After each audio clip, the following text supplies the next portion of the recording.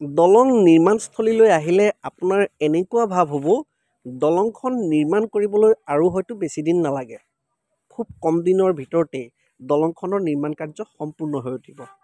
অৰ্থাৎ 2024 চনৰ ভিতৰতে দলংখনৰ নিৰ্মাণ কাৰ্য সম্পূৰ্ণ হৈ উঠিব। আপোনালোকক মই লখিমপুৰ আৰু মাজুলীক সংযোগ কৰি মাজুলীৰ চেলেকঘাটত যিখন পকী দলং নিৰ্মাণ কৰা হৈছে সেই দলংখনৰ কথা কৈছোঁ। কিয়নো এই দলংখন আপুনি যদি চাবলৈ আহে বা আপুনি এই দলংখনৰ নিৰ্মাণ কাৰ্য যদি দেখা পাইছে, নিশ্চয় আপোনাৰ মনলৈ মই কোৱাৰ দৰে তেনেকুৱাই ভাৱ আহিব, তেনেকুৱাই অনুভৱ হ'ব 2024 চনৰ ভিতৰতে এই দলংখনৰ নিৰ্মাণ কাৰ্য সম্পূৰ্ণ হৈ উঠিব। ইয়াৰ কাৰণ হ'ল দলংখনত প্ৰতিদিনে নতুন নতুন কাম আমি দেখা পাইছোঁ আৰু কাম কৰাৰ যি গতি সেই গতি অব্যাহত আছে। গতিকে খুব কম দিনৰ ভিতৰত আমি সিদিনালৈকে দেখা পাইছিলোঁ নৈখন দেখা পাইছিলোঁ আৰু নৈৰ মাজত খুঁটাকেইটা জিলিকি থকা দেখা পাইছিলোঁ। কিন্তু এতিয়া আপুনি যদি নৈৰ ফালে চাই দিয়ে আপুনি খুঁটা দেখা নাপায়, কেৱল পিয়েৰ কেপকেইটা দেখা পাব আৰু পিয়েৰ কেপৰ ওপৰেদি দলংখন যেন হৈয়ে পৰিছে তেনেকুৱা আপুনি দেখা পাব।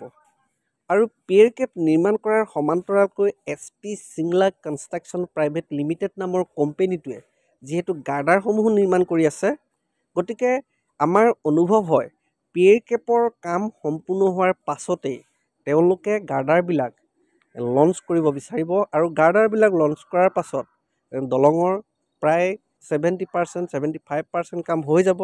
গতিকে সেই কাম হয়তো খুব কম দিনৰ ভিতৰতে তেওঁলোকে কৰিব। যিহেতু নৈৰ ফালে আপুনি চালে দেখা পাব আটাইকেইটা পিয়েৰ কেপৰ কাম সম্পূৰ্ণই হৈছে বুলি ক'ব পাৰি। 3টামান পিয়েৰ কেপ আছে, বাকীকেইটা সম্পূৰ্ণই হৈছে। আৰু নলদুৱাৰ গাঁওখনৰ ফালেও যিহেতু ইতিমধ্যে 3টা হৈ আছিল আৰু যিকেইটা আছে সেইকেইটাতো কাম কৰিবলৈ আৰম্ভ কৰিছে। গতিকে হয়তো আৰু 1.5 মাহ 2 মাহৰ ভিতৰত পিয়েৰ কেপৰ কাম সম্পূৰ্ণ হৈ যাব আৰু তাৰ মাজতেই তেওঁলোকে যদি গাৰ্ডাৰবিলাক লঞ্চ কৰে সেইটো বেলেগ কথা। কিন্তু যদি লঞ্চ নকৰে তেতিয়া তেওঁলোকে 1.5 মাহ বা 2 মাহৰ পাছত নিশ্চয় লঞ্চ কৰিব।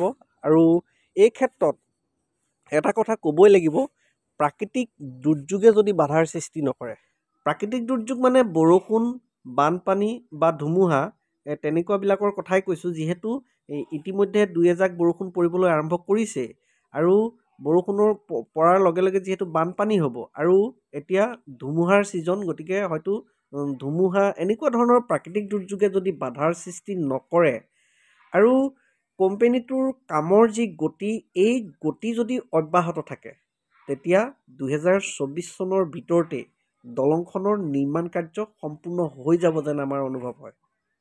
সেইকাৰণে মই থাম্বনেইলত লিখিছোঁ 2024 চনৰ ভিতৰতে লখিমপুৰ আৰু মাজুলীক সংযোগ কৰি মাজুলীৰ চেলেকঘাটত যিখন পকী দলং নিৰ্মাণ কৰা হৈছে সেই দলংখনৰ নিৰ্মাণ কাৰ্য সম্পূৰ্ণ হৈ উঠিব। আজিলৈ ভিডিঅ'টো ইমানেই।